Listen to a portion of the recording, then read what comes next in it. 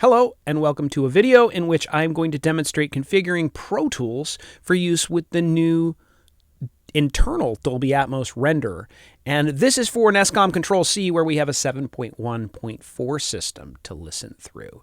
First thing we're going to do is make a session, which I've already done so, and then go to Setup, Playback Engine, and in NESCOM, we're just going to use the HDX card. We do not need to set it to the Dolby Audio Bridge, which is what you had to do before with the external renderer. We're going to use whatever playback engine drives our local speakers. So in this case, it's HDX.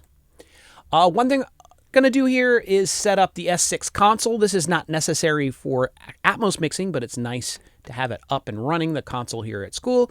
Make sure Yukon is green. If you cannot see that, the drop down over here, open up Yukon and click on it to make it green so you've got the console talking.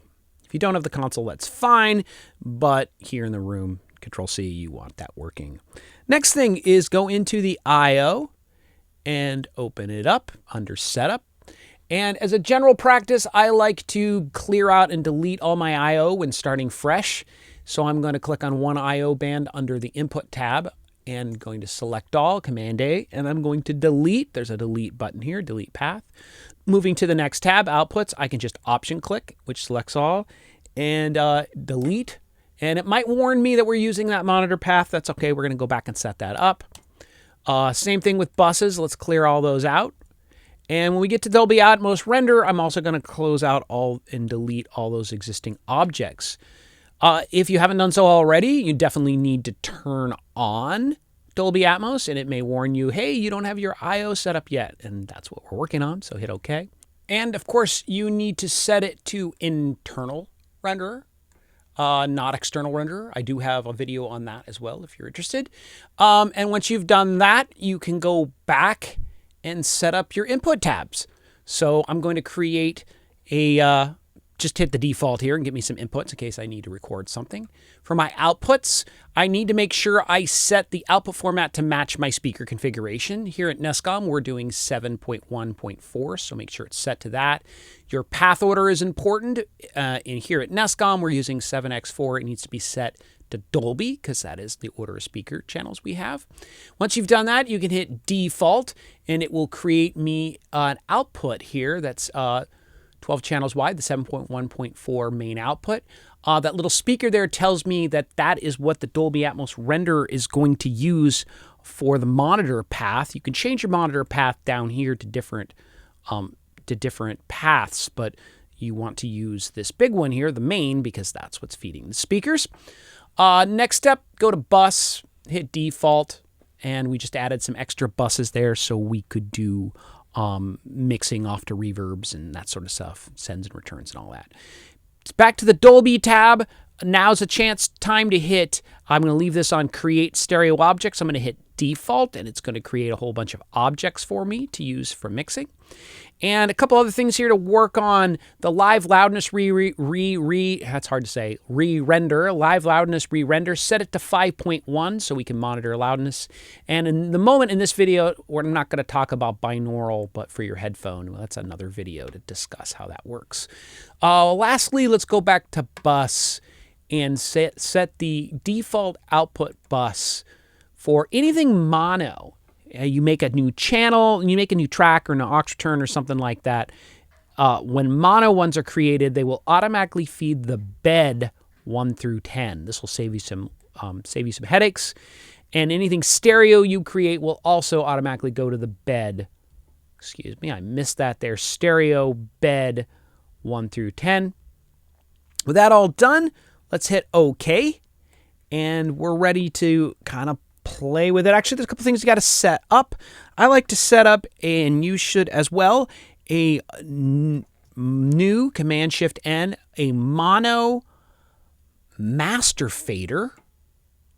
And we're going to use this for the subwoofer, the LFE send. So let's say LFE is going to be its name, and I'm going to have it adjust bed channel LFE there, bed channel 4. And this is the subwoofer, and what I'm going to do is I'm going to put a EQ plugin on it, in this case FabFilter, and going to put a low-pass filter across it. So shape, low high cut or low pass.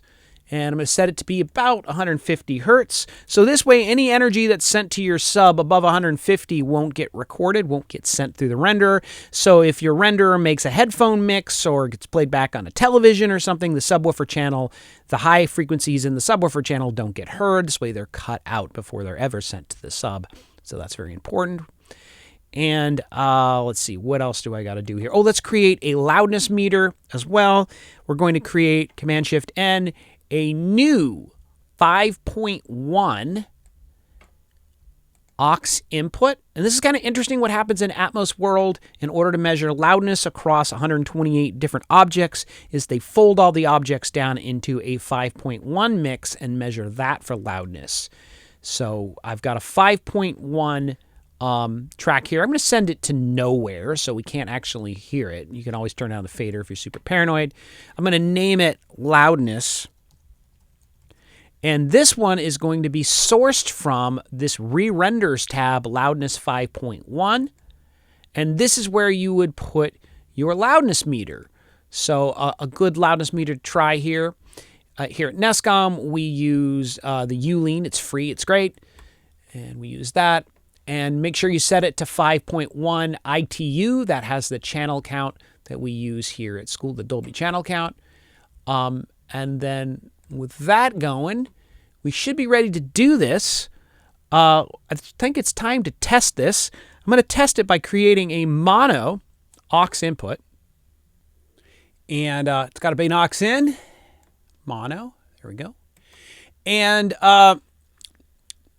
this guy, I'm going to turn its volume down so it doesn't get loud on me. You can see it's automatically feeding the bed 1 through 10, so I will hear it. That's because I set my default track bus outputs.